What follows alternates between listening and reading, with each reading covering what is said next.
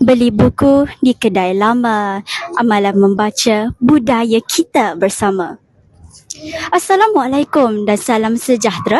Hari ini berlangsungnya peluncuran Majlis Tabiat Membaca yang diadakan untuk memupuk minat membaca dalam diri kalangan murid. Sampai sebagai penyemarak semangat membaca pada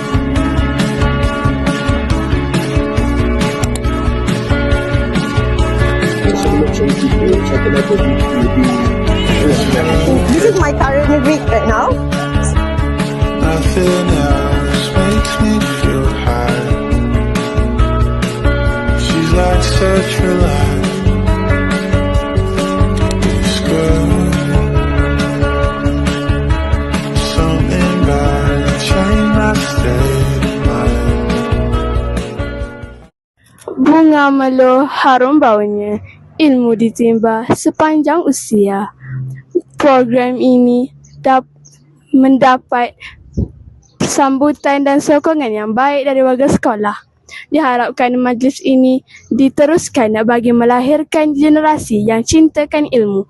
Sekian dari saya, Nurul Izzati daripada TVPSS SMK SIS. Terima kasih.